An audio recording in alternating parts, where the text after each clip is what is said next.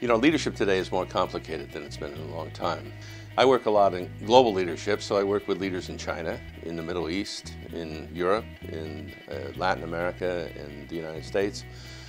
So in different parts of the world, you have different challenges.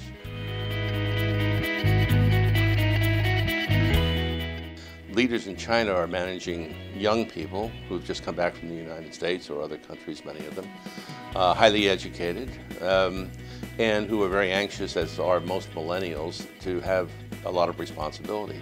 At the same time, they're trying to manage state-owned enterprises with people over 50, many of whom have never been overseas, were born and raised under a communist system, and it's a huge gap between the two generations.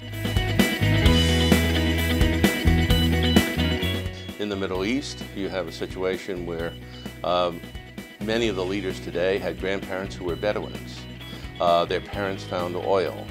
They need to now convert their economies into something so that their grandchildren, who will not have oil, will have some kind of way of earning a living. So they're interested in developing finance, tourism, and things like that, in order that they and their grandchildren can have a sustained life when the oil's gone.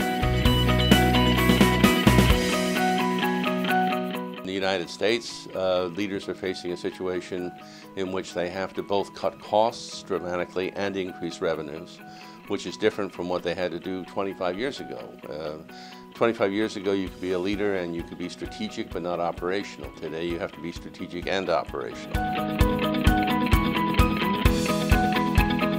If you're running a government organization or a private organization or a not-for-profit organization or a university, there are different models. Universities expect leaders to be much more participative and consensual in their decision-making.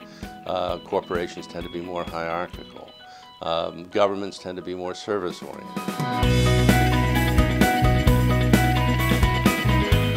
And then you come to the personal side. Different people have different styles. They have different comfort levels. Some people are very comfortable being transparent. Some people are very comfortable being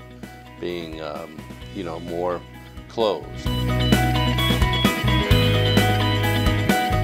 So when you put all these things together, sort of personal style, plus the kind of organization you're leading, plus where you're doing it in the world, plus what's going on in the world, you wind up with what it takes to be a leader today is something very different in different places.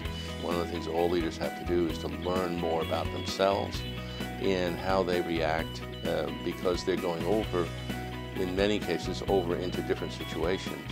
And it's what we call contextual leadership. Contextual leadership depends upon what's the context in which you're leading, and what does that mean for how you lead.